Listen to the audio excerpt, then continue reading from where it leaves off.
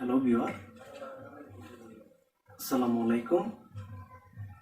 নমস্কার হিন্দু ধর্মাবলম্বীদের। আমি লিফটন স্যার আজ আবারও একটি নতুন টপিক নিয়ে হাজির হয়ে গিয়েছি তোমাদের সামনে। তো আজকের টপিকটি হচ্ছে কেমিস্ট্রি পঞ্চম অধ্যায়, বেশ একটি গুরুত্বপূর্ণ চ্যাপ্টার, যেটি হচ্ছে রাসায়নিক বন্ধন অর্থাৎ কেমিক্যাল বন্ড। তো আমি সেই অধ্যায়টি নিয়ে আজ ক্লাস স্টার্ট করব। তো সেই অধ্যায় স্টার্ট করার পূর্বেই আমি তোমাদের সাথে কিছু কথা শেয়ার করতে চাচ্ছি। সেগুলো হচ্ছে যে আজকের এই ভিডিওটিতে আমি কেমিস্ট্রির এই পঞ্চম অধ্যায়ের সম্পূর্ণ সমাধানটি দেওয়ার চেষ্টা করছি। তোমরা যারা আমাদের এই চ্যানেলটিকে ফলো করছো তারা অবশ্যই ভিডিওটিকে ফার্স্ট টু লাস্ট দেখবে। তাতে আমি আশা করি যে তোমাদের 85% পর্যন্ত কভারেজে চলে আসবে। বাকি 15% যেটা তুমি একটু ব্যতিক্রম ধর্মী বিষয়ের মাধ্যমে বিষয়গুলোকে ক্লিয়ার করতে পারবে। তারপরে আমি চেষ্টা করব পরবর্তীতে এটার উপরে আরেকটা ক্লাস প্রদান করার জন্য। তো তোমরা এই ভিডিওটি ফার্স্ট টু লাস্ট দেখবে। আমি আশা করি সেখান থেকে তোমরা বেশ অনেকটাই শিক্ষণীয় বিষয় পাবে এবং এই অধ্যায়ের মূল যে বিষয়গুলো আছে আমি একে একে সমাধান করব। তো চলো আর দেরি না করে আমরা চলে যাই আমাদের ক্লাসে। তো ক্লাসে যাওয়ার পূর্বে আমি একটি কথা বলবো, সেটি হচ্ছে যদি তোমরা আমাদের এই চ্যানেলটিকে এখনো সাবস্ক্রাইব না করে থাকো তাহলে অবশ্যই এখনই সাবস্ক্রাইব করে রাখো এবং পাশে থাকা বেল আইকনটিকে চেপে রাখো, যেন আমাদের প্রতিটি পার্টের, বিশেষ করে আমি যদি বলি ফিজিক্স, কেমিস্ট্রি এবং ইংলিশ, এটির প্রতিনিয়তই আমরা চমৎকার ক্লাস তোমাদের সামনে নিয়ে আসতেছি। তো সেগুলা যেন একটাও তোমাদের মিস না হয়, সেই জন্যই তোমরা অতি সত্বর চ্যানেলটিকে সাবস্ক্রাইব করে রাখো। তো চলো কথা না বাড়িয়ে আমরা আমাদের কাজে চলে যাচ্ছি। আমরা আজকের টপিক সেটা হচ্ছে রসায়ন পঞ্চম অধ্যায়, রাসায়নিক বন্ধন। তো আলোচনার বিষয়বস্তু সমূহ আমরা নোট করে রেখেছি, একে একে সেগুলো আমরা সমাধান করব। তো তোমরা অবশ্যই ভিডিওটি ফার্স্ট টু লাস্ট দেখবে। খেয়াল করো, রাসায়নিক বন্ধন কি, যোজ্যতা স্তর, যোজ্যতা ইলেকট্রন, যোজনী, রাসায়নিক বন্ধন গঠনের কারণ, যৌগমূলক ও এদের আদান নির্ণয়ের কৌশল, রাসায়নিক সংকেত ও এর শ্রেণীবিভাগ, অষ্টক ও দুইয়ের নিয়ম, রাসায়নিক বন্ধন গঠনের কারণ, নিষ্ক্রিয় গ্যাস কি ও এদের স্থিতিশীলতার কারণ, ক্যাটায়ন ও অ্যানায়ন বন্ধন ও এদের প্রকারভেদ, এবং সর্বশেষ একটি গুরুত্বপূর্ণ টপিক সেটা হচ্ছে পোলারিটি, যেটা নিয়ে আসলে অনেকেই অনেক রকম প্রশ্ন আমার সামনে উত্থাপন করেছে। তো সেটার সমাধান আজকে আমি দেওয়ার চেষ্টা করব। আমরা এখানে জাস্ট টপিকগুলোকে প্রয়োজনের স্বার্থে, ব্যবহারের প্রয়োজনের স্বার্থেই আমরা একটু এদিক সেদিক করে লিখে রেখেছি, বিকজ পূর্বের বিষয়গুলা যেন আমরা পূর্বের বিষয়গুলা দিয়ে পরের বিষয়টাতে কিছুটা হেল্প পাই, সেই জন্য আমরা এভাবে জাস্ট আমাদের মতো করে আমরা লিখে রেখেছি। তো চলো আমরা একটা একটা করে বিষয় সমাধান করার চেষ্টা করি। আমরা প্রথমেই যে বিষয়টা সমাধান করব সেটা হচ্ছে রাসায়নিক বন্ধন কি। তো চলো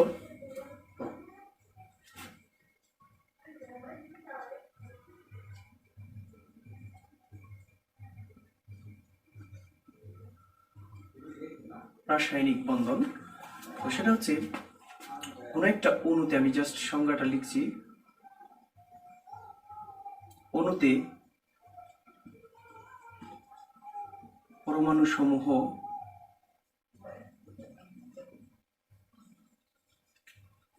যে আকর্ষণ দ্বারা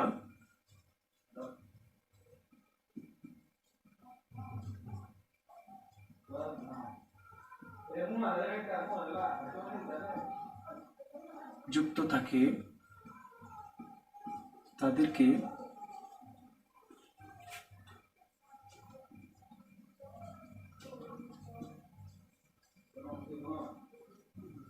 রাসায়নিক বন্ধন বলে।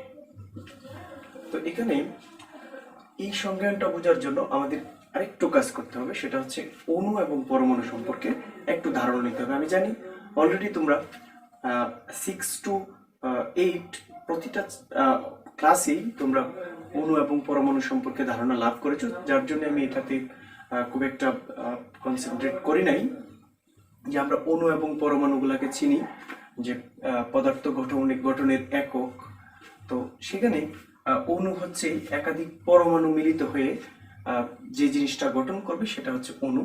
আর একটা অণুকে ভাঙলে আমরা একাধিক পরমাণু পাবো। তাই আমরা বলে রেখেছি এখানে যে অণু বা অণুতে পরমাণু সমূহ যে আকর্ষণ বল দ্বারা যুক্ত থাকে তাদেরকে রাসায়নিক বন্ধন বলে।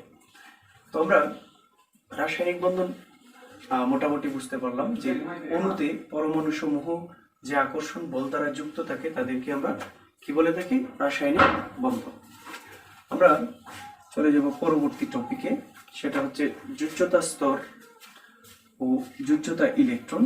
তো আমরা ইলেকট্রন বিন্যাস হয়তো অনেকেই করতে পারি, তারপরও আমি জাস্ট একটা ইলেকট্রন বিন্যাসের মাধ্যমে বিষয়টা স্পষ্ট করার চেষ্টা করি। খেয়াল করো,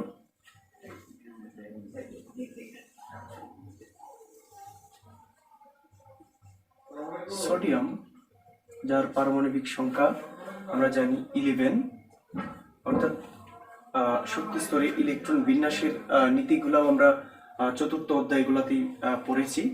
তো সেখান থেকে আমরা পেয়েছি যে প্রথম শক্তি স্তরে ইলেকট্রন থাকবে 2টি, দ্বিতীয় শক্তি স্তরে 8টি এবং তৃতীয় শক্তি স্তরে, এখানে আমরা জানি তৃতীয় শক্তি স্তরে থাকার কথা 18টি, কিন্তু আমরা যেহেতু আমাদের কাছে এই 11টার মধ্যে এখানে 2টা এবং এইখানে 8টা, মোট 10টা চলে গেছে, তাই আমাদের কাছে রয়ে গেছে আর একটি মাত্র। তো সেটা আমরা এখানে অ্যাপ্লাই করেছি। তো এখানে আমরা যদি একটু যোজ্যতা স্তরের কথায় আসি, তাহলে দেখা যাবে যে এখানে যোজ্যতা স্তর বলতে আমরা সেই বিষয়টাকে মিন করছি, সেটা হচ্ছে একটি মৌলের ইলেকট্রন বিন্যাসে সর্ববহিস্থ স্তরকেই বলা হয় যোজ্যতা স্তর, অর্থাৎ এই শক্তি স্তরটিকেই বলা হচ্ছে যোজ্যতা স্তর। তাহলে আমরা সেটা বলতে পারি যে কোনো একটা মৌলের ইলেকট্রন বিন্যাসে সর্ববহিস্থ স্তরকেই বলা হয় তার যোজ্যতা স্তর। এবং সেখানে আমরা যোজ্যতা ইলেকট্রনের কথা বলে রেখেছি, খেয়াল করো। তাহলে এই যোজ্যতা স্তরে বিদ্যমান ইলেকট্রন সমূহকে বা ইলেকট্রনকেই যোজ্যতা ইলেকট্রন বলা হয়।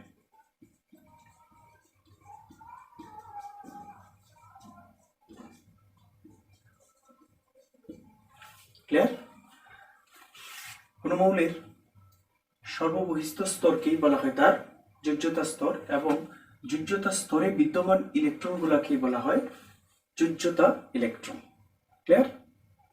তো আমি আশা করি তোমরা যদি মনোযোগ সহকারে বিষয়টা একটু মাথায় রাখার চেষ্টা করো, তাহলে অবশ্যই বিষয়টা তোমাদের খুব দ্রুততার সাথেই মাথায় প্রবেশ করবে।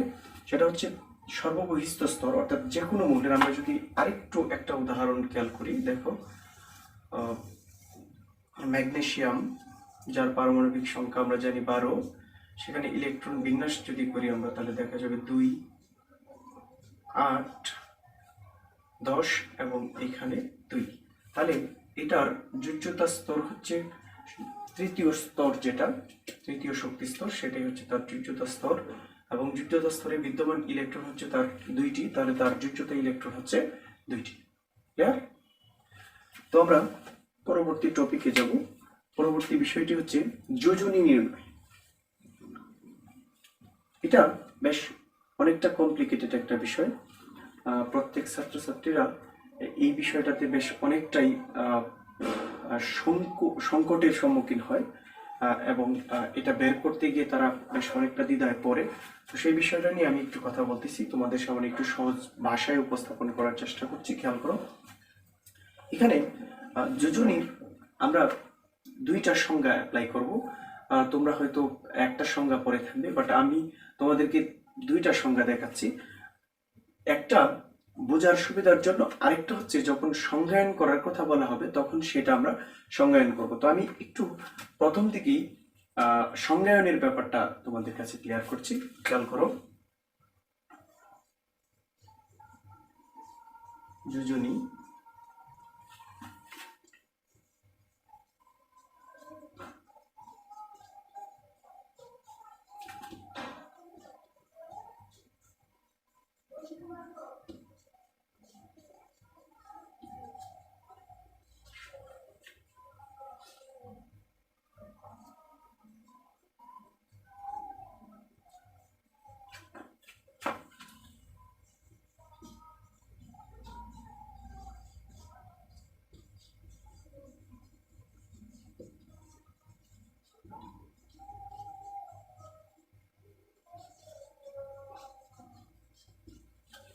এখানে আমরা জাস্ট সংজ্ঞায়নের সুবিধার জন্য বা সংজ্ঞায়ন করার জন্য যে ইয়াটা লিখে রেখেছি সেটা হচ্ছে কোনো মৌলের ইলেকট্রন বিন্যাসে অযুগ্ম ইলেকট্রনকেই তার যোজনী বলা হয়, অর্থাৎ সর্ববহিস্থ স্তরে আমরা বলতে পারি।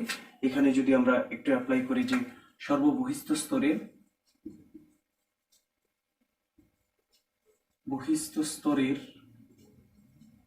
অযুগ্ম ইলেকট্রনকেই তার যোজনী বলে, তাহলে এখানে সংজ্ঞাটা বেশ ছোট, কিন্তু আমরা একটু কমপ্লিকেটেড একটা বিষয় আমাদের সামনে আসে, সেটা হচ্ছে অযুগ্ম ইলেকট্রন কি, আসলে এই অযুগ্ম ইলেকট্রনটা আমরা কিভাবে ফাইন্ড আউট করতে পারি, সেই বিষয়গুলো আমাদের সামনে এসে যাবে। যার জন্য আমি এটাকে বেশ বোঝার কাজে আমরা ব্যবহার করব না, আমরা সরাসরি চলে যাব যে সংজ্ঞায়ন করার জন্য আমরা এটাকে লিখব যে কোনো মৌলের ইলেকট্রন বিন্যাসে সর্ববহিস্থ স্তরে অযুগ্ম ইলেকট্রনকে তার যোজনী বলা হয়। তো আমি এই অযুগ্ম ইলেকট্রনটা তোমাদেরকে একটু দেখানোর চেষ্টা করি। তো চলো আমরা একটু অযুগ্ম ইলেকট্রনটা দেখাই। তবে ওইখান থেকে আমি পরবর্তীতে যে সংজ্ঞাটা তোমাদেরকে দিব সেটা অবশ্যই অনেকটা সহজ হবে, এবং সেখান থেকে তুমি তোমার যোজনীগুলা একদম ইজি ওয়েতে বের করতে পারবে। তো চলো আমরা একটু অযুগ্ম ইলেকট্রনের ব্যাপারে কথা বলি।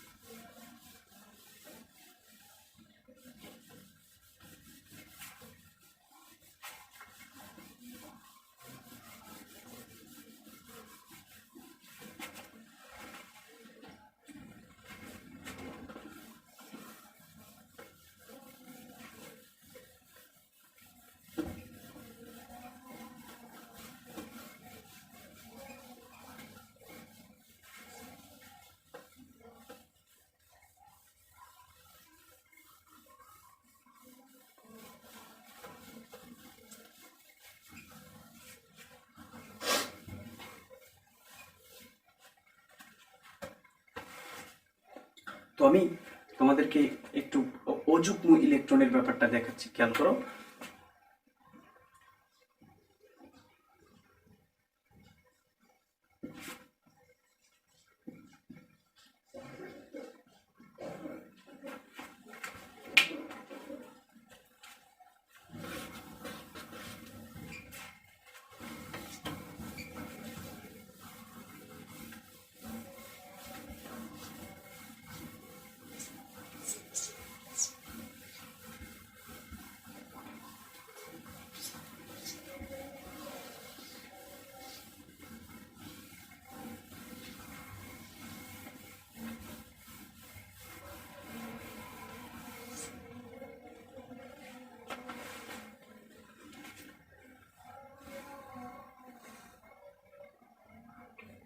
তো আমি তোমাদেরকে এই অযুগ্ম ইলেকট্রনের ব্যাপারটা একটু ক্লিয়ার করার চেষ্টা করছি। চলো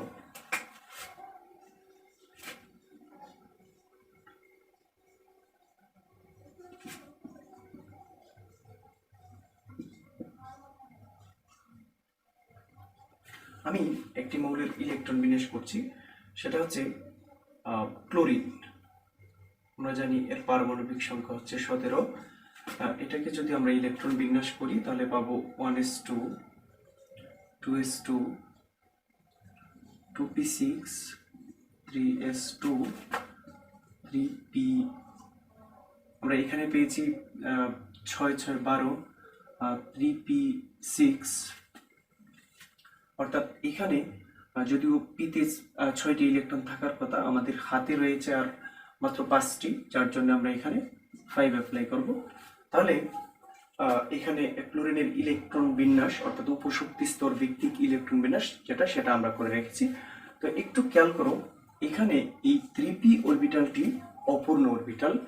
তো এই অপূর্ণ অরবিটালটিকে যদি আমরা উপশক্তি স্তর ভিত্তিক ক্লাসিফাইড করি তাহলে আমাদের সামনে আসবে এরকম 3px, 3py, 3pz।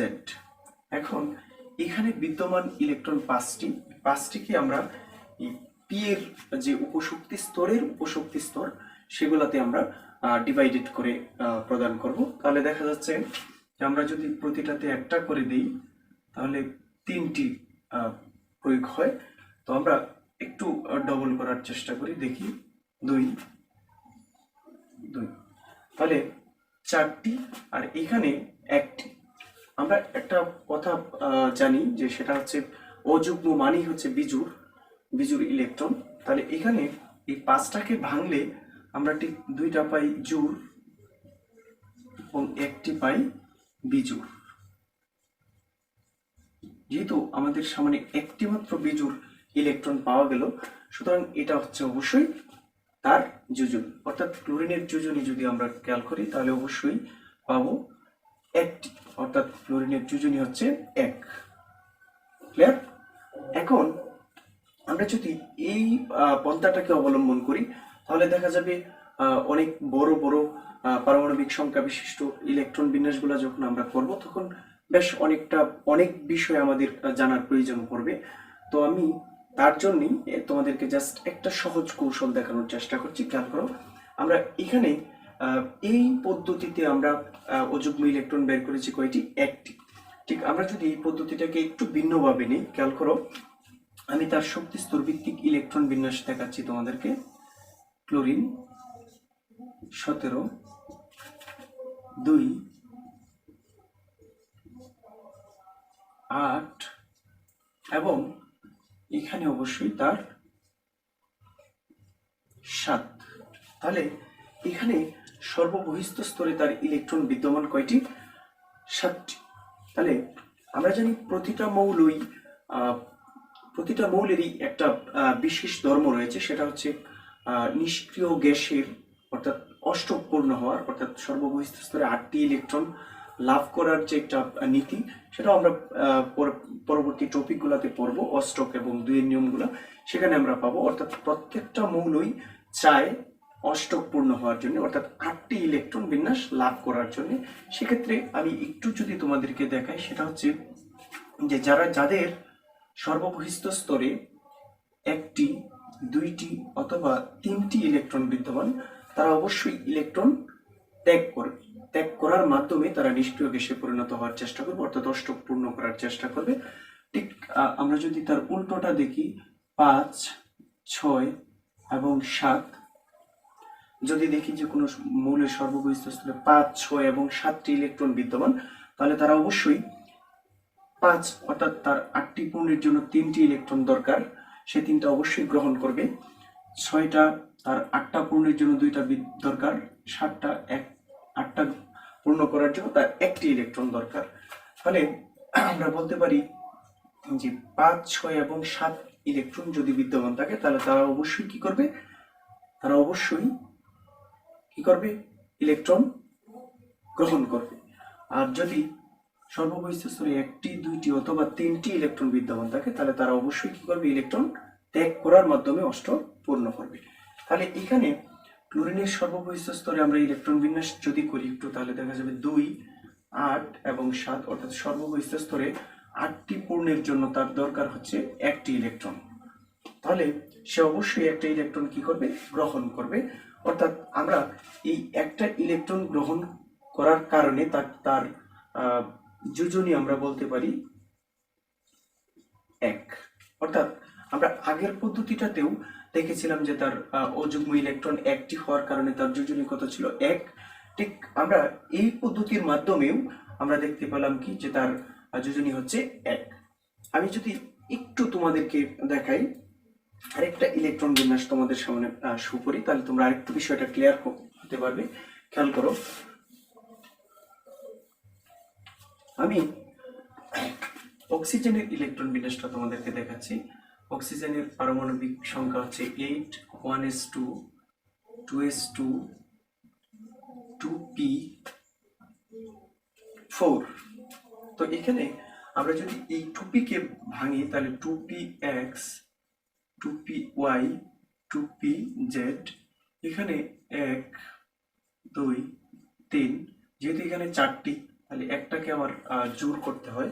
তাহলে এটাকে যদি আমরা জোর করে দিই তাহলে তার অযুগ্ম ইলেকট্রন থাকে 2টি। তাহলে অক্সিজেনের ইলেকট্রন বিন্যাস থেকে আমরা দেখতে পেলাম যে তার অযুগ্ম ইলেকট্রন সংখ্যা কয়টি, 2টি। তাহলে এখানে তার যোজনী হচ্ছে, অক্সিজেনের যোজনী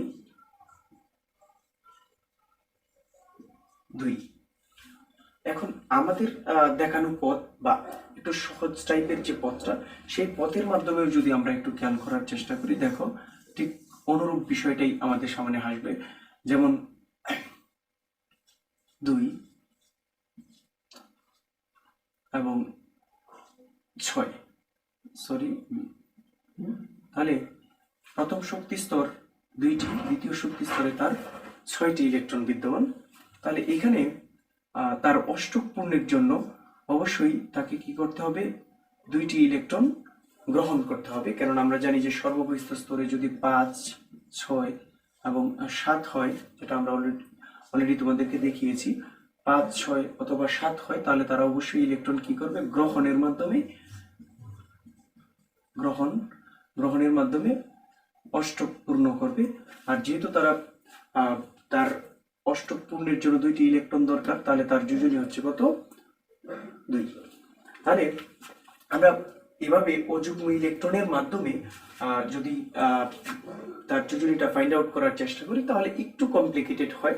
যার জন্য আমি তোমাদেরকে সাজেস্ট করব যে তোমরা এই পদ্ধতিতে তার যোজনীটা বের করে নিবে। অর্থাৎ মৌল অষ্টক পূর্ণ হতে যে কয়টা ইলেকট্রন তার দরকার, সেটা হচ্ছে তার যোজনী, অথবা যে কয়টা ইলেকট্রন ত্যাগের মাধ্যমে সে অষ্টক পূর্ণ হতে পারবে, সেটা হচ্ছে তার যোজনী। অর্থাৎ সেটা ধনাত্মক মৌলের বেলায়, আর গ্রহণের ব্যাপারটা হচ্ছে ঋণাত্মক মৌলের বেলায়। তো আমি আশা করি যে তোমরা এই ব্যাপারটা অনেকটাই বুঝতে পেরেছো। তো আমরা পরবর্তী টপিকে যাব। পরবর্তী টপিকটি হচ্ছে রাসায়নিক বন্ধন গঠনের কারণ। আমি তোমাদেরকে একটা কথা বলতে চাই, সেটা হচ্ছে যে রসায়নের এই চ্যাপ্টারটি এতটাই গুরুত্বপূর্ণ যে আসলে এই অধ্যায় সম্পর্কে যদি তোমার স্পষ্ট ধারণা না থাকে, তাহলে তুমি রসায়ন পুরা বইয়ের উপরেই তোমার একটা অজ্ঞতা দেখে যাবে। যার জন্য আমি তোমাদেরকে আবারও বলি যে এই অধ্যায়টাকে একটু পুরোপুরি মনোযোগ সহকারে শেষ করার চেষ্টা করো। আমি জাস্ট দেখাচ্ছি তোমাদেরকে রাসায়নিক বন্ধন গঠনের কারণ। অর্থাৎ রাসায়নিক বন্ধন গঠনের কারণটা খুব সিম্পলি, সেটা হচ্ছে যে আমরা পূর্বেই বলেছি যে প্রত্যেক মৌলের একটা চাহিদা আছে, সেই চাহিদাটা হচ্ছে অষ্টক পূর্ণ হওয়া। আর এই অষ্টক পূর্ণ হওয়ার প্রবণতাটাই হচ্ছে রাসায়নিক বন্ধন গঠনের অন্যতম কারণ। অর্থাৎ আমি যদি একটু দেখাই তোমাদেরকে যে সোডিয়াম ক্লোরাইড, এখানে সোডিয়াম ক্লোরাইড খাবার লবণ, যেটা আমরা অবশ্যই চিনি এই ব্যাপারটা সম্পর্কে। তো এখানে আমরা এই সোডিয়াম ক্লোরাইডটাকে কিন্তু আমরা একসাথে পাইনি, এটাকে আমরা কম্বিনেশনের মাধ্যমে বিষয়টাকে উৎপত্তি করেছি। যেমন আমার কাছে যদি সোডিয়াম থাকে এবং ক্লোরিন থাকে, তাহলে সেই দুইটাকে যদি আমরা একই পাত্রে একই সাথে রাখা হয়, তাহলে দেখা যাবে যে তাদের মধ্যকার একটা বন্ধন গঠিত হবে। সেই বন্ধনটার ফলেই সে একটা নতুন যৌগ উৎপন্ন করবে, সেটা হচ্ছে সোডিয়াম ক্লোরাইড। কিন্তু এই যৌগটা গঠনের কারণ কি সেটা আমরা একটু ইলেকট্রন বিন্যাস উল্লেখপূর্বক দেখাচ্ছি তোমাদেরকে। খেয়াল করো, সোডিয়াম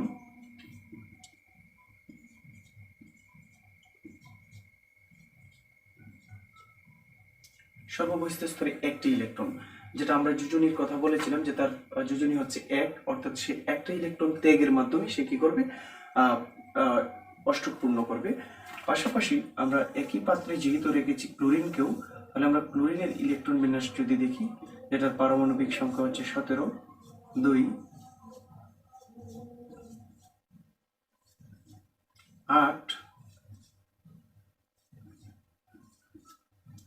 7।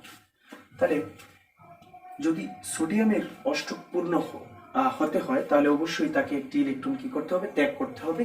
পাশাপাশি ক্লোরিন যদি অষ্টক পূর্ণ করতে চায় তাহলে তাকে অবশ্যই একটি ইলেকট্রন কি করতে হবে, গ্রহণ করতে হবে। কারণ আমরা আগেই বলেছি যে সর্ববহিস্থ স্তরে 1টি, 2টি অথবা 3টি ইলেকট্রন থাকলে তারা ইলেকট্রন কি করবে, ত্যাগ করবে। এবং যদি সর্ববহিস্থ স্তরে 5টি, 6টি অথবা 7টি ইলেকট্রন থাকে তাহলে তারা অবশ্যই কি করবে, ইলেকট্রন গ্রহণের মাধ্যমে তাদের অষ্টক পূর্ণ হওয়ার চেষ্টা করবে।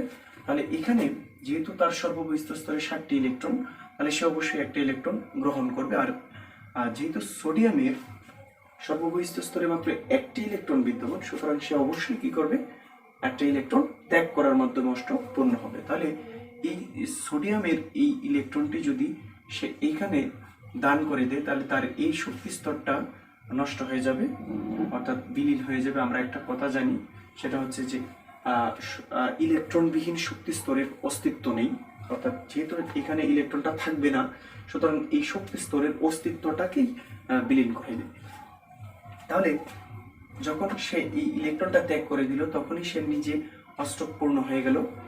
পাশাপাশি এখানে ক্লোরিন যখন এই সোডিয়ামের ত্যাগকৃত ইলেকট্রনটি গ্রহণ করবে, ঠিক তখনই সে কি হয়ে যাবে, সে নিজেও অষ্টক পূর্ণ হয়ে যাবে, কেননা তার 8টি ইলেকট্রন পূর্ণ হবে।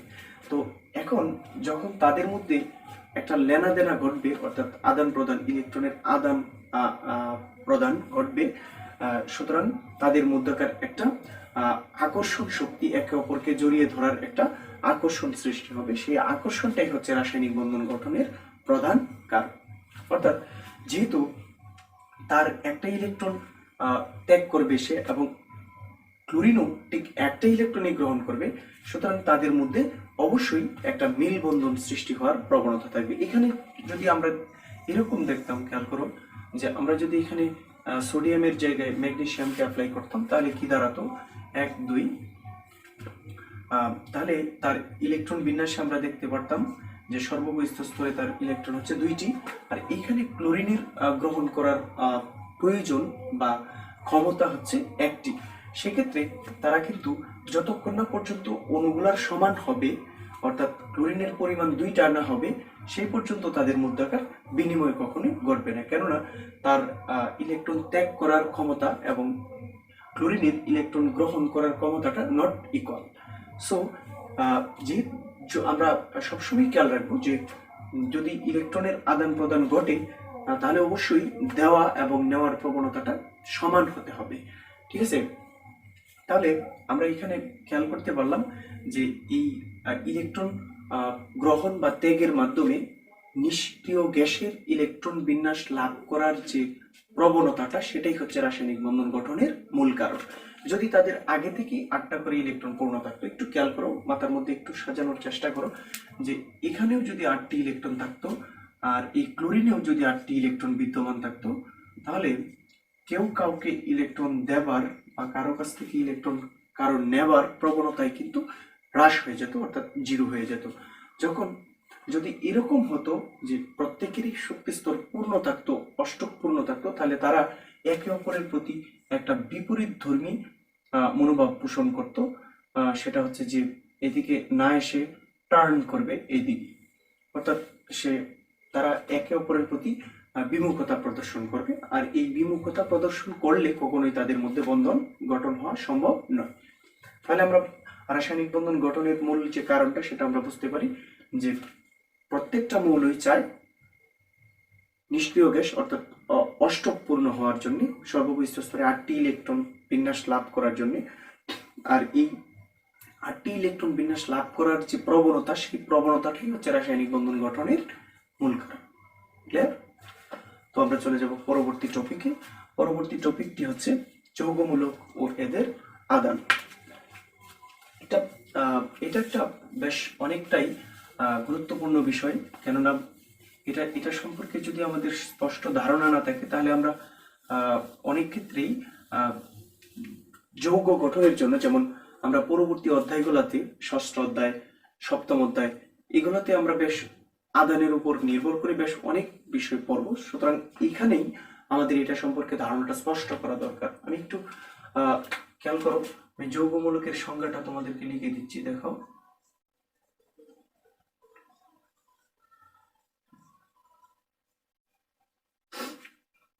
যৌগ সেটা সম্পর্কে, অণু বা যৌগ সেটা সম্পর্কে আমাদের এর আগের চ্যাপ্টার গুলোতেই আমরা ধারণা নিয়েছি যে আসলে একাধিক মৌল একত্রিত হয়ে যে নতুন উপাদানটি তৈরি করবে সেটাই হচ্ছে মূলত কি যৌগ। আর এখানে যৌগ মূলকের কথা বলা হয়েছে, তাহলে সেটা কি অ্যাকচুয়ালি?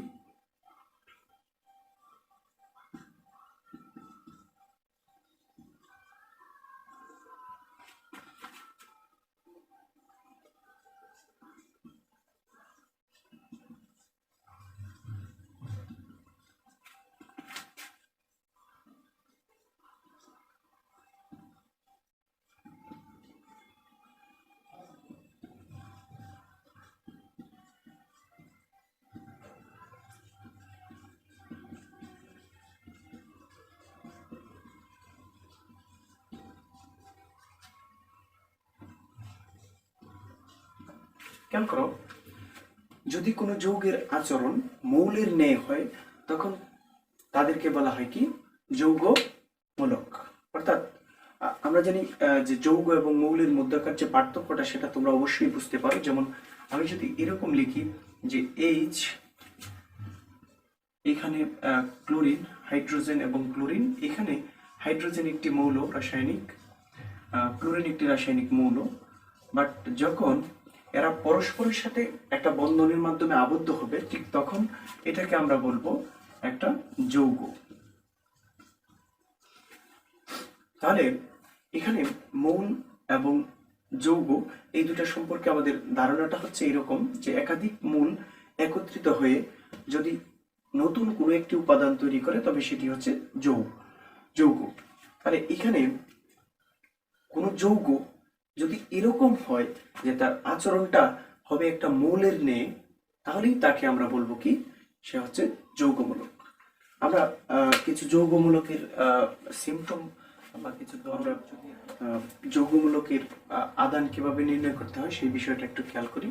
যে এখানে NH4+, আমরা যদি এখানে একটু খেয়াল করি যে নাইট্রোজেন এবং হাইড্রোজেন বিদ্যমান, তো সেখানে নাইট্রোজেনের পারমাণবিক সংখ্যা হচ্ছে 7 এবং এর ইলেকট্রন বিন্যাস যদি করি আমরা 1s2 2s2 2p3, তাহলে এখানে সর্ববহিস্থ স্তরে 2p3, অর্থাৎ এখানে স্পষ্টতই দেখা যাচ্ছে যে তার অযুগ্ম ইলেকট্রন হচ্ছে 2px1 2py1 2pz1।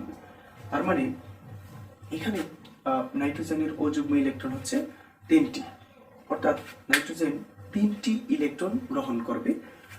ঠিক আমরা যদি একটু হাইড্রোজেনের ব্যাপারে যাই, যে এর ইলেকট্রন বিন্যাস আমরা যদি খেয়াল করি তাহলে দেখা যাবে 1s1, অর্থাৎ প্রতিটি হাইড্রোজেনের ইলেকট্রন প্রয়োজন একটি, অর্থাৎ প্রতিটি হাইড্রোজেনেই অযুগ্ম ইলেকট্রন হচ্ছে একটি। অর্থাৎ এখানে নাইট্রোজেনের 3টি অযুগ্ম ইলেকট্রনের সাথে হাইড্রোজেনের অযুগ্ম ইলেকট্রনগুলোকে যদি আমরা একটু কম্বাইন করি তাহলে 1s1 1s1 1s1। খেয়াল করো, এদের প্রত্যেকের মধ্যে যদি বন্ধন গঠিত হয় তাহলে একটি হাইড্রোজেনের ইলেকট্রন কি থাকবে, অবশিষ্ট থেকে যাবে, অর্থাৎ এটি ব্যবহার হয় নাই। অর্থাৎ এটা NH4, তো এরা দুজন যখন কোথাও কোনো রাসায়নিক বিক্রিয়া অংশগ্রহণ করবে সেখানে তাদের নিজেদের মোট চাহিদার মধ্যে, অর্থাৎ নাইট্রোজেন 3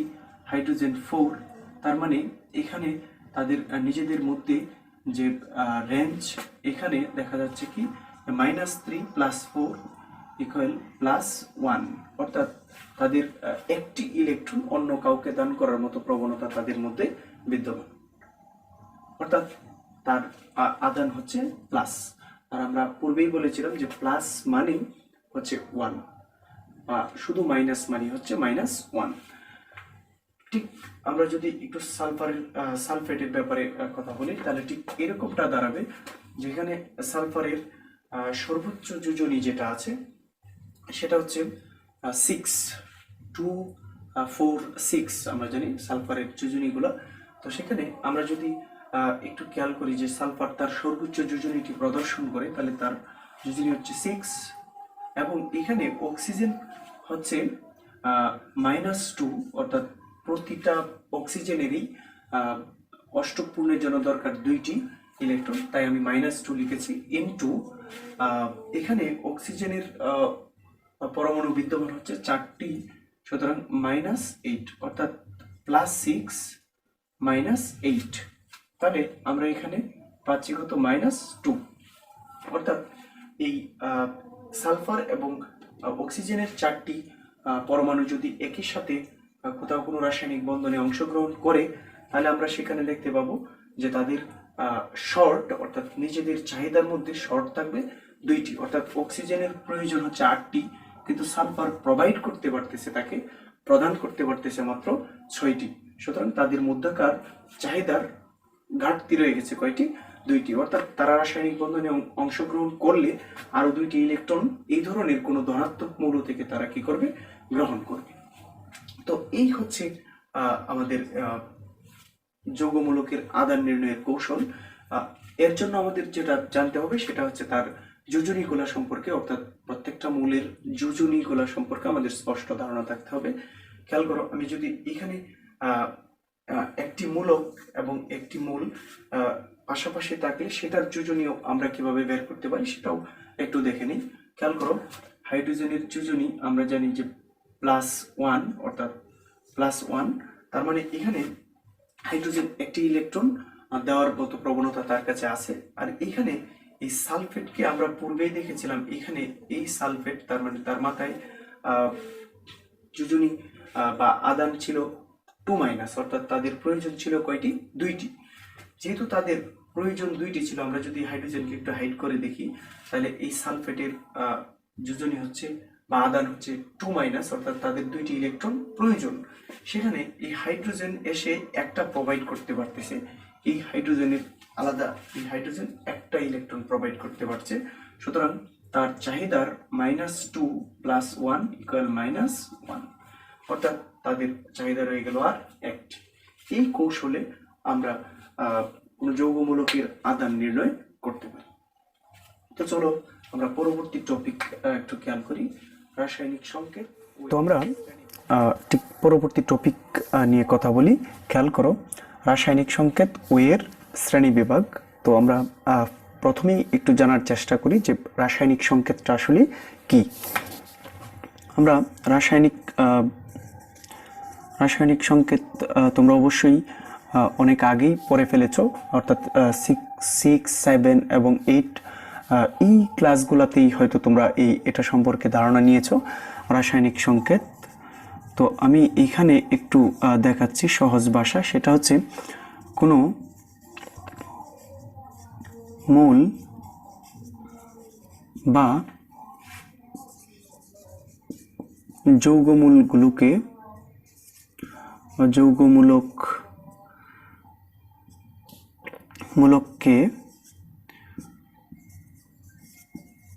প্রতীক বা সংকেতের মাধ্যমে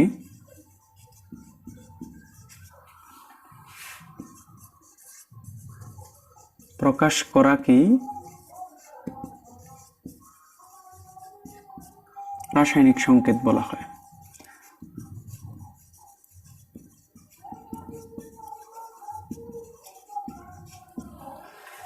কোনো মৌল বা যৌগমূলককে প্রতীক বা সংকেতের মাধ্যমে প্রকাশ করাকেই রাসায়নিক সংকেত বলা হয়। সেটা তোমরা এর আগেও পড়েছো। তো আমরা একটু ক্লাসিফিকেশন নিয়ে কথা বলি, অর্থাৎ এর শ্রেণী বিভাগ যেটা আর কি, সেটা একটু বিস্তারিত পড়তে হয় আমাদেরকে, কেননা সেখানে বেশ অনেক অর্থাৎ এই কেমিস্ট্রির বেশ অনেক গুরুত্বপূর্ণ বিষয় এই এর শ্রেণী বিভাগের মধ্যে বিদ্যমান রয়েছে। খেয়াল করো, আমরা একটু শ্রেণী বিভাগ করি। রাসায়নিক সংকেত,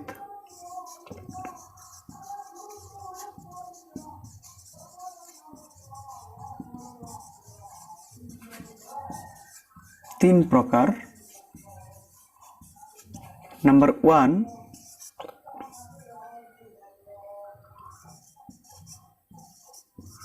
স্থূল সংকেত। নাম্বার 2, আণবিক সংকেত।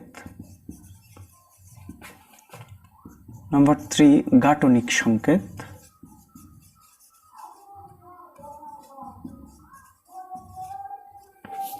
তো এখানে আমরা প্রথম যেটা পেয়েছি সেটা হচ্ছে স্থূল সংকেত। তো এই স্থূল সংকেত আমরা একটা উদাহরণের মাধ্যমে তিনটা বিষয়কে স্পষ্ট করতে পারি এবং খুব ইজিলি তোমরা সেই ব্যাপারটাকে আয়ত্ত করতে পারবে। খেয়াল করো, আমরা যদি CH4 এর কথা বলি তাহলে সেটা কি ধরনের গ্যাস সেটা সম্পর্কে তোমাদের ধারণা রয়েছে, অর্থাৎ এটা হচ্ছে মিথেন। তো আমি প্রথম থেকে একটু খেয়াল করি যে এই মিথেন গ্যাসটি গঠন করার জন্য যে দুটা মূল প্রয়োজন হয়েছে, সেই মূলগুলো হচ্ছে কি কি আমার, একটা হচ্ছে কার্বন আর একটা হচ্ছে হাইড্রোজেন। তো এখানে আমি যদি একটু স্থূল সংকেতের সংজ্ঞায়ন করি তাহলে আমাদের কাছে এরকম আসবে। স্থূল সংকেত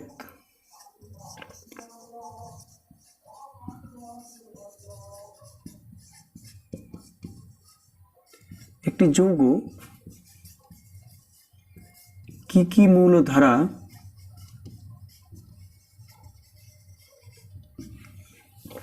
গঠিত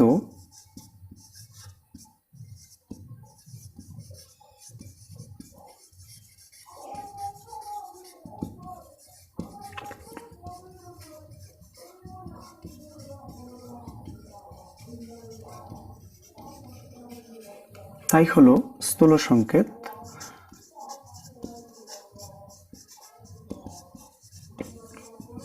অর্থাৎ একটি যৌগ কি কি মৌল দ্বারা গঠিত সেটা দেখানোর জন্য যে সংকেত সেটাকে আমরা বলে থাকি স্থূল সংকেত। অর্থাৎ এখানে আমরা যদি মিথেনের স্থূল সংকেত নির্ণয় করি, মিথেনের স্থূল সংকেত, তাহলে আমরা দেখতে পাই যে মিথেনের স্থূল সংকেত হচ্ছে কার্বন আর হচ্ছে হাইড্রোজেন, অর্থাৎ CH, এটা হচ্ছে মিথেনের স্থূল সংকেত। ঠিক আমরা যদি একটু আণবিক সংকেতের দিকে খেয়াল করি তাহলে বিষয়টা এরকম দাঁড়াচ্ছে আমাদের যে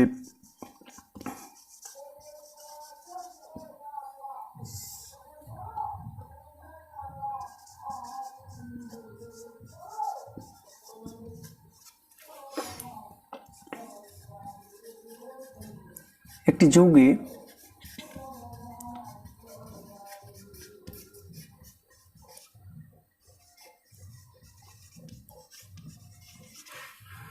যৌগে মৌলসমূহ কি অনুপাতে বিদ্যমান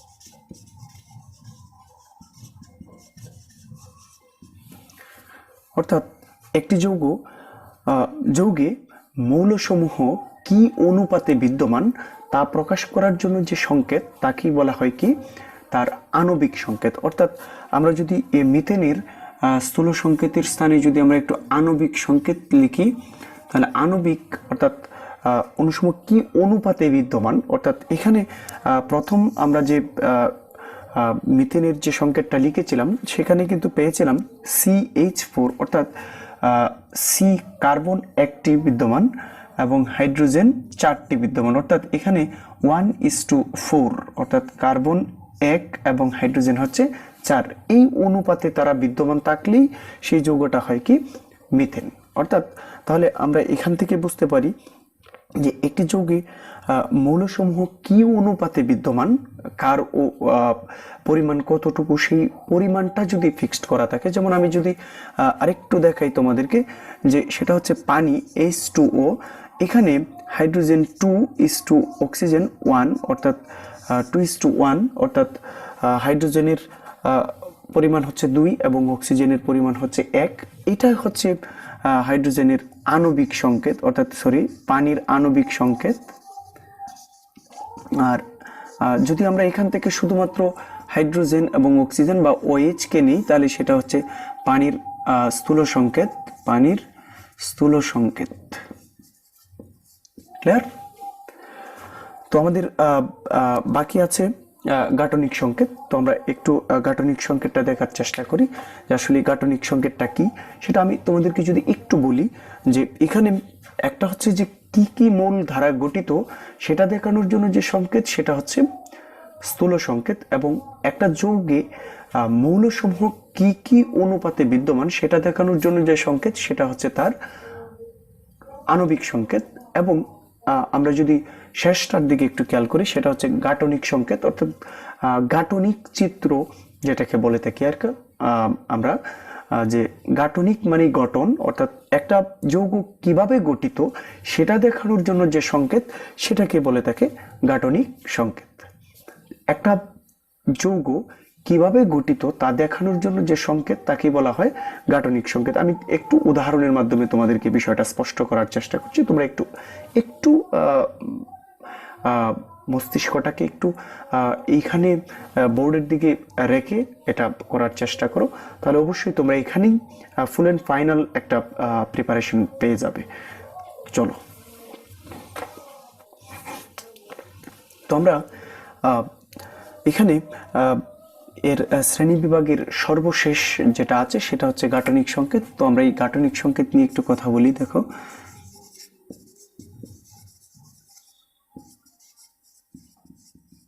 গাঠনিক সংকেত অর্থাৎ একটি যৌগ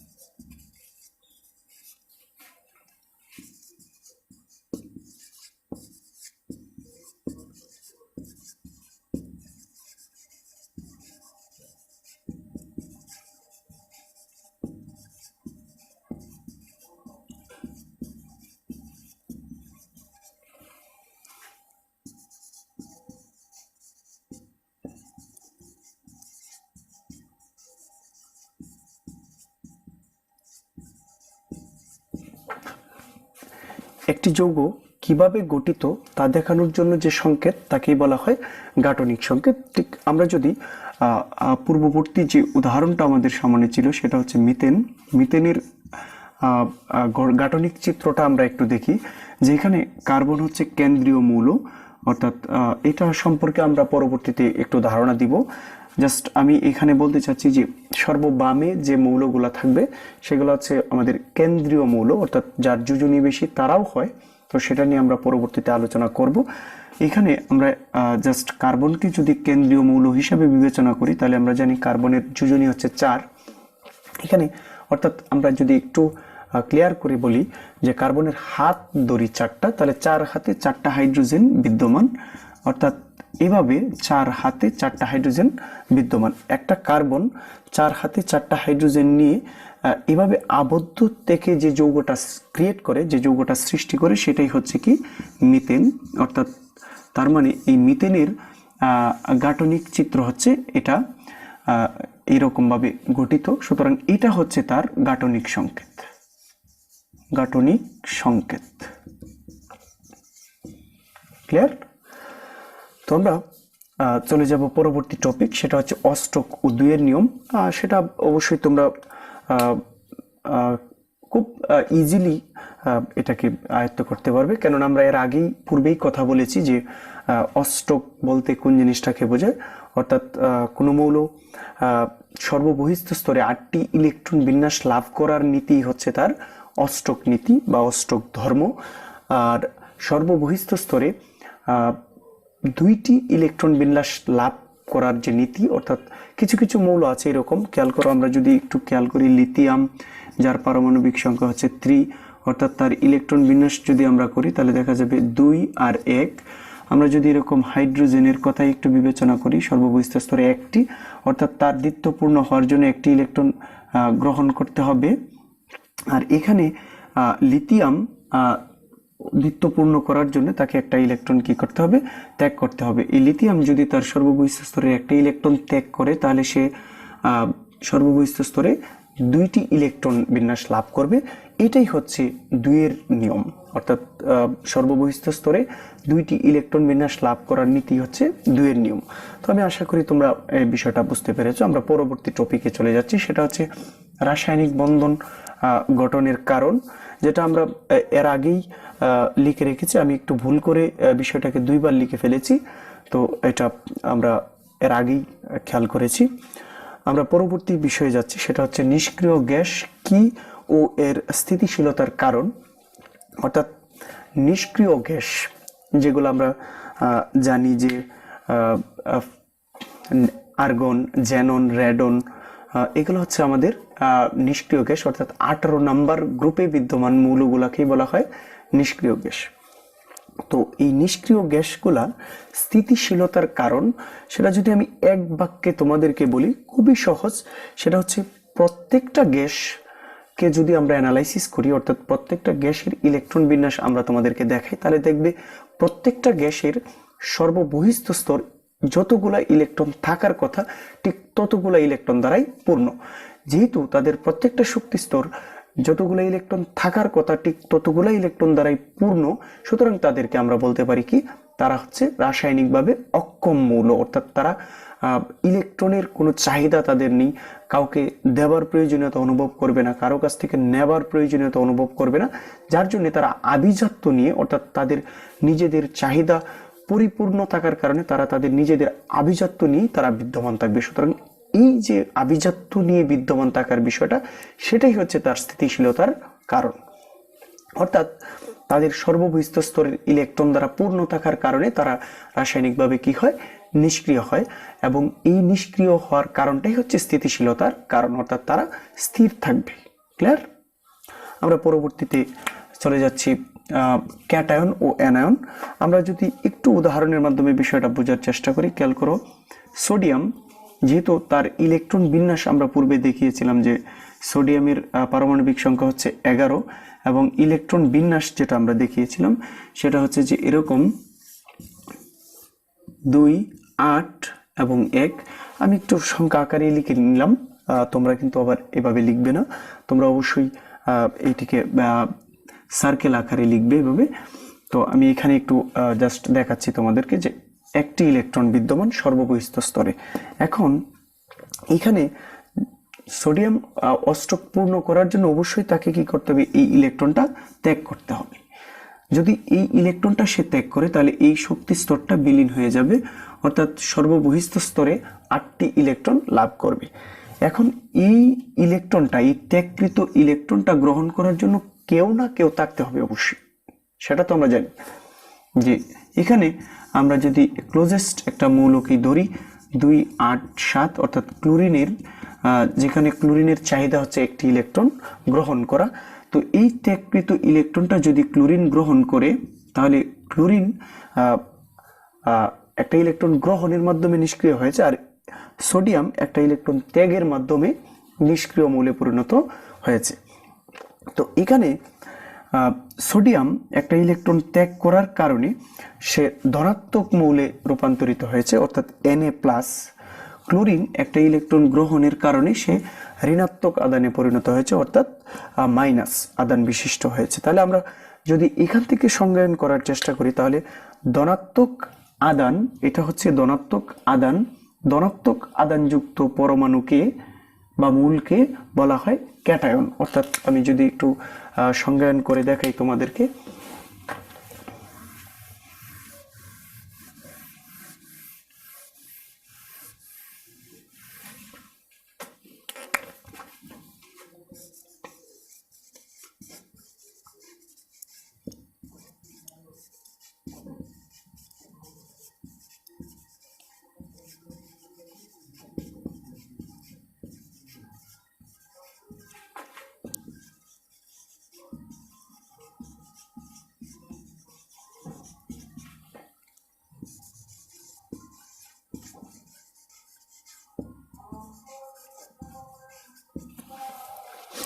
ধনাত্মক আধানযুক্ত পরমাণুকেই বলা হয় ক্যাটায়ন, অর্থাৎ এখানে সোডিয়াম হচ্ছে ক্যাটায়ন, কেননা ধনাত্মক আধান যুক্ত সে, কেননা সে একটা ইলেকট্রন ত্যাগের মাধ্যমে সে ধনাত্মক আধানে পরিণত হয়েছে। ঠিক ক্লোরিনে যদি চাই আমরা দেখা যাবে যে সে একটা ইলেকট্রন ত্যাগের গ্রহণের মাধ্যমে সে ঋণাত্মক আধানে পরিণত হয়েছে। যেহেতু সে ইলেকট্রন ত্যাগের মাধ্যমে গ্রহণের মাধ্যমে ঋণাত্মক আধানে পরিণত হয়েছে, সুতরাং তাকে আমরা বলবো অ্যানায়ন, অর্থাৎ অ্যানায়ন।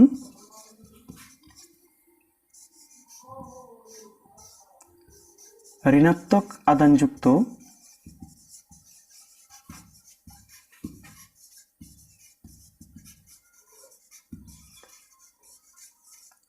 পরমাণুকেই অ্যানায়ন বলে।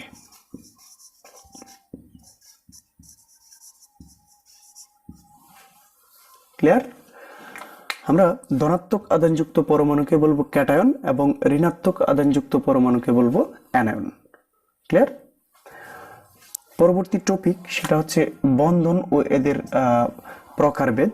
আসলে রাসায়নিক বন্ধনগুলা কত প্রকারের হয়ে থাকে, তো সেটাই আমাদের একটা মোস্ট ইম্পর্টেন্ট বিষয়। সেটা হচ্ছে রাসায়নিক বন্ধন নিয়ে যেহেতু আমরা আলোচনা করতেছি, সো রাসায়নিক বন্ধনের প্রকারভেদ জানাটাও আমাদের জন্য খুবই জরুরি। আমি একটু দেখাচ্ছি তোমাদেরকে যে রাসায়নিক বন্ধন, যেটা আমরা রাসায়নিক বন্ধন সম্পর্কে কিন্তু পূর্বেই আলোচনা করে ফেলেছি, সুতরাং আমরা জাস্ট এখানে তার প্রকারভেদ নিয়ে একটু আলোচনা করছি। রাসায়নিক বন্ধন হচ্ছে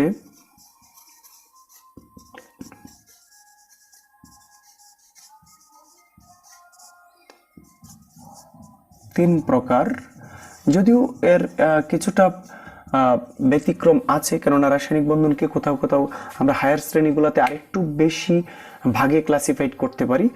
তো আপাতত আমাদের এই নবম দশম শ্রেণীর জন্য আমরা এই রাসায়নিক বন্ধনটিকে তিনটি ভাগে ভাগ করে থাকি। নাম্বার 1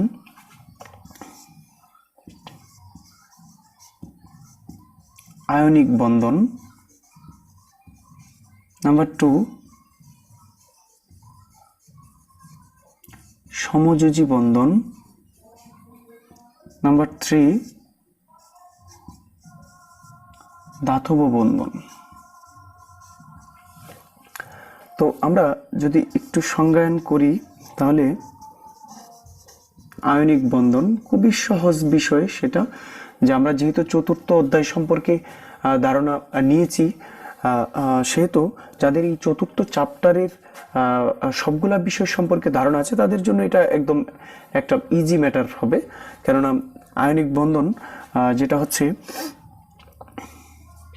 ধাতু ও অধাতুর দ্বারা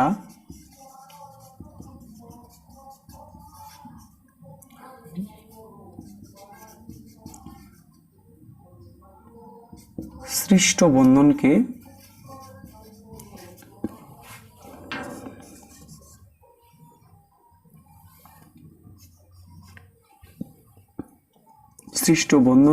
আয়নিক বন্ধন বলে।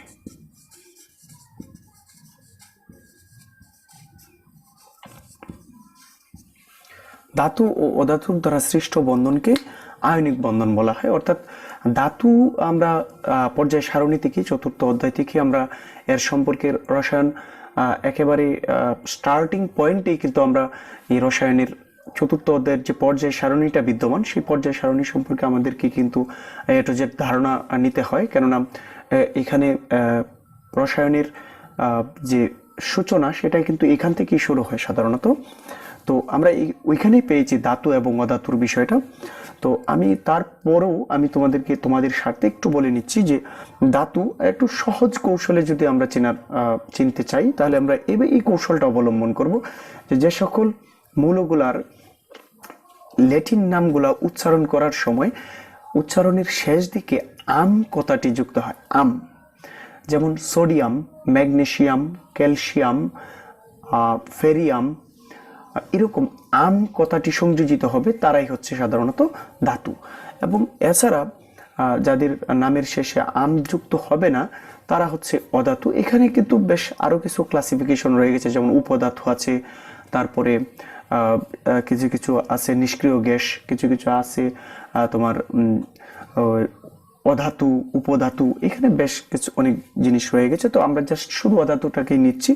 ধাতু আর অধাতুর মধ্যে বা ধাতু এবং অধাতুর দ্বারা সৃষ্ট বন্ধনকেই বলা হচ্ছে কি আয়নিক বন্ধন। যেমন আমি এখানে যদি একটু লিখি MgCl2, এটা হচ্ছে ম্যাগনেসিয়াম ক্লোরাইড। এই ম্যাগনেসিয়াম হচ্ছে একটা ধাতু, আর এই ক্লোরিন নিঃসন্দেহে একটা অধাতু, অর্থাৎ হ্যালোজেন গ্রুপের মৌল অধাতু। এই ধাতু আর অধাতু মিলে যে বন্ধনটি তৈরি হয়েছে সেটাই হচ্ছে আয়নিক বন্ধন। ঠিক আমরা যদি একটু সমযোজী বন্ধনের দিকে যাই তাহলে সেটা একটু ব্যতিক্রম বিষয় আমাদের সামনে নিয়ে আসবে। সেটা হচ্ছে, একটু খেয়াল করো তোমরা,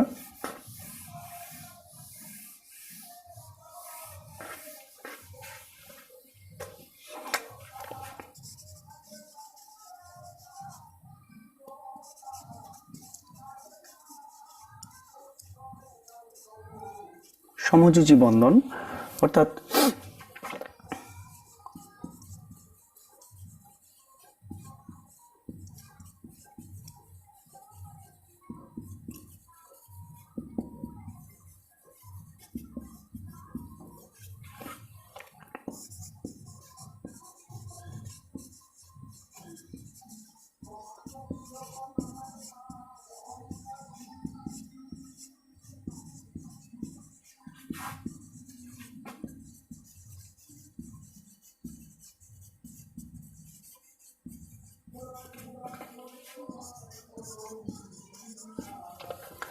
ইলেকট্রন শেয়ারের মাধ্যমে যে বন্ধন গঠিত হয় তাদেরকে সমযোজী বন্ধন বলা হয় সাধারণত। ইলেকট্রন শেয়ার অর্থাৎ এখানে আমরা যেরকম আগের ইয়াটাতে দেখেছিলাম যে ম্যাগনেসিয়াম এবং ক্লোরিন পরস্পরের সাথে এরকমভাবে ইলেকট্রনের আদান প্রদান ঘটাবে। যেমন ম্যাগনেসিয়ামের কথা যদি বলি আমরা, যে এখানে ইলেকট্রন বিন্যাস যদি আমি তোমাদেরকে একটু দেখাই, 2 8 2 সর্ববহিস্থ স্তরে তার ইলেকট্রন বিদ্যমান হচ্ছে 2টি ইলেকট্রন বিদ্যমান।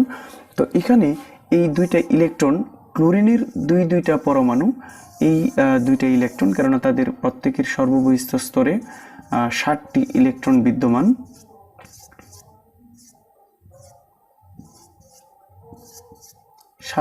এখান থেকে একটি ইলেকট্রন একটা ক্লোরিন পরমাণু।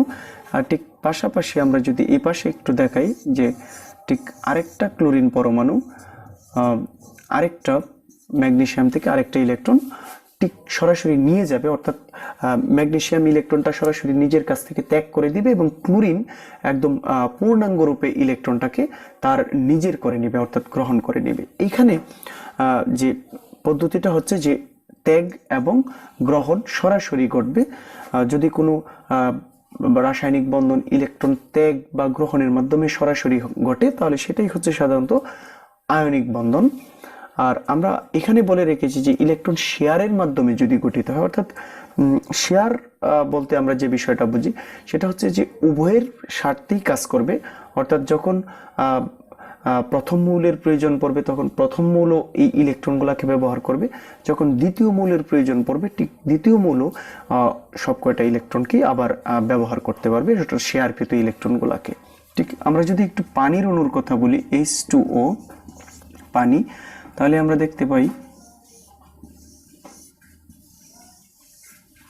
এটা হচ্ছে অক্সিজেন,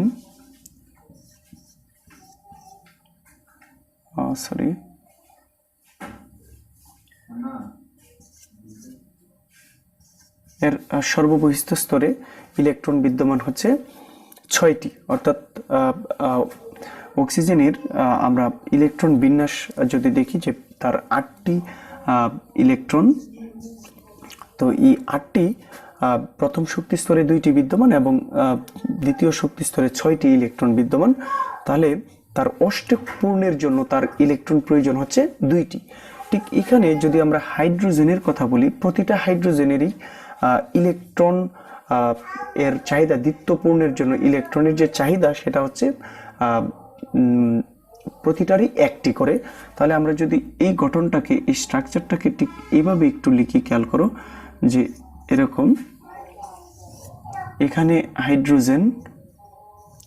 হাইড্রোজেনের একটি ইলেকট্রন, আমরা যদি এখানে হাইড্রোজেন খেয়াল করি একটা ইলেকট্রন, এবং এই জায়গায় যদি আমরা হাইড্রোজেনের একটা ইলেকট্রনকে প্রদান করি, তাহলে দেখা যাচ্ছে এখানে প্রতিটা হাইড্রোজেনই দ্বিত্বপূর্ণ হয়। পাশাপাশি অক্সিজেন 1 2 3 4 5 6 7 8 অক্সিজেনও অষ্টকপূর্ণ হয়। তাহলে এখানে অক্সিজেনের যখন প্রয়োজন, ঠিক অক্সিজেন এই শেয়ারকৃত ইলেকট্রনগুলোকে তার নিজের অষ্টকপূর্ণের জন্য ব্যবহার করছে। ঠিক হাইড্রোজেনের যখন দ্বিত্ব পূর্ণ করার জন্য প্রয়োজন, ঠিক তখন হাইড্রোজেন এই দুটো ইলেকট্রনকে তার নিজের কাজেই ব্যবহার করছে। অর্থাৎ শেয়ারকৃত ইলেকট্রন জোড়দ্বয়কে উভয় পরমাণু কি করে নিজেদের মধ্যে ব্যবহার করে। তা এই ধরনের বন্ধনকে বলা হয় সাধারণত সমযোজী বন্ধন। অর্থাৎ ইলেকট্রন শেয়ারের মাধ্যমে যে বন্ধন গঠিত হবে সেটাই হচ্ছে সমযোজী বন্ধন। তো আমরা পোলারিটির ব্যাপারটা নিয়ে একটু কথা বলি। আমরা এই ধাতব বন্ধন সম্পর্কে একটু পরে কথা বলতেছি, আমরা পোলারিটি সম্পর্কে একটু কথা বলি। যেহেতু পোলারিটিটা জাস্ট সমযোজী যৌগের বেলায় কার্যকর, তাহলে আমরা সমযোজী যৌগের সাথে ধারাবাহিকতা রেখেই আমরা ওই বিষয়টার সমাধান করার চেষ্টা করি। খেয়াল করে একটু,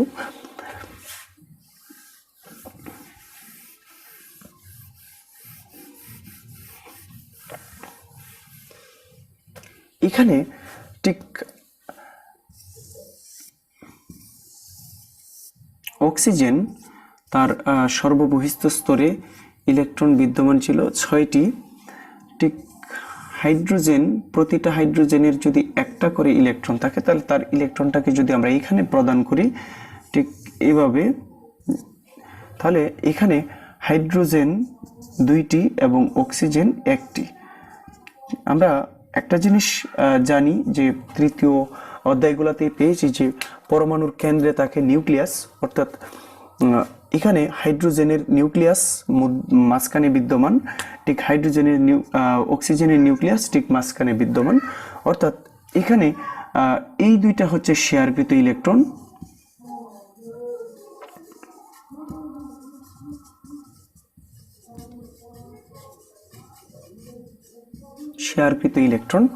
তো এই শেয়ারকৃত ইলেকট্রন জোড় হচ্ছে এক জোড় এবং এখানে আরেক জোড়, 2 জোড় শেয়ারকৃত ইলেকট্রন বিদ্যমান।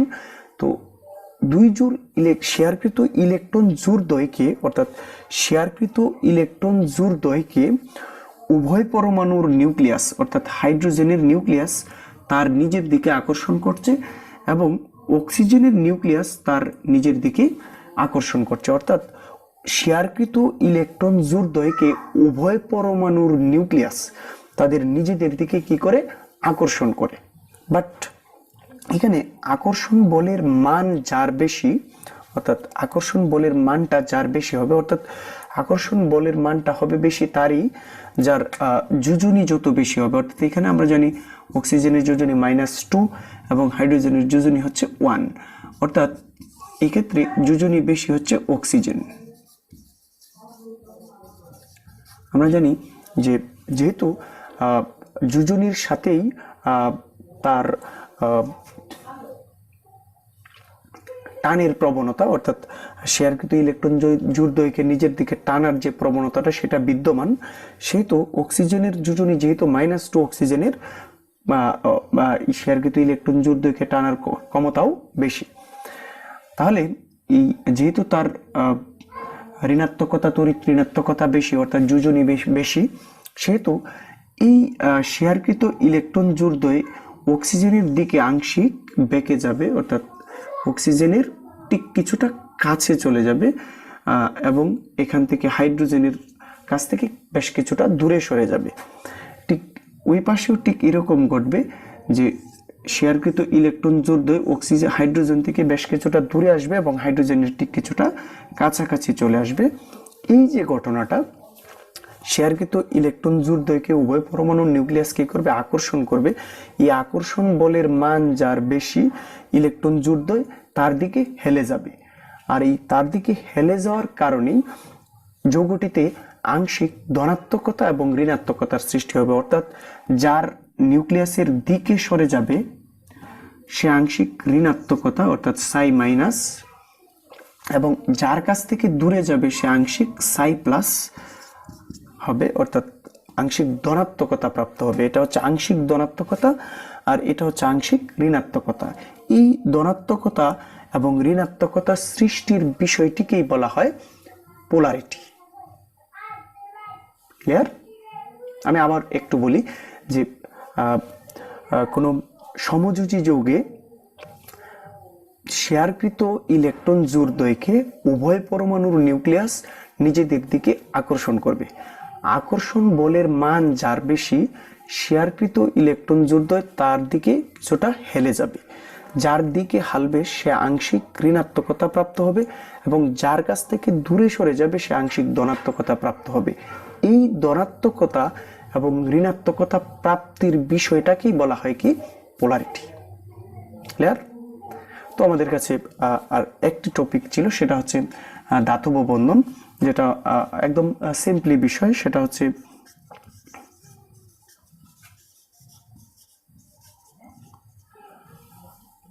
ধাতব পরমাণুগুলা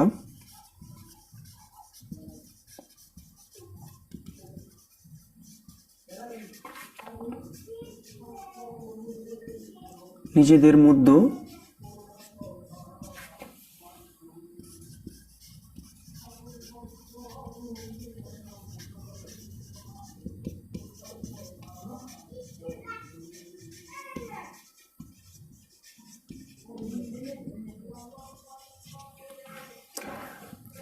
ধাতব পরমাণুগুলা নিজেদের মধ্যে যে বন্ধন দ্বারা যুক্ত থাকে তাদেরকে ধাতব বন্ধন বলা হয়। ধাতব বন্ধন বলা হয়।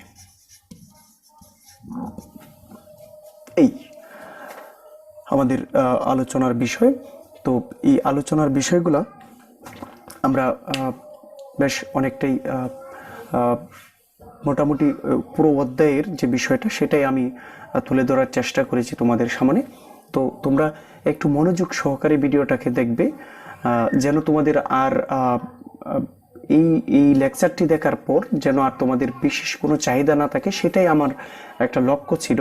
সেই লক্ষ্যটাই আমি পূর্ণ করার চেষ্টা করেছি। এখানে তোমাদেরকে সম্পূর্ণ অধ্যায়ের বিষয়গুলা, সবগুলা বিষয়ে আমি তোমাদের সাথে আলোচনা করার চেষ্টা করেছি। তো তোমরা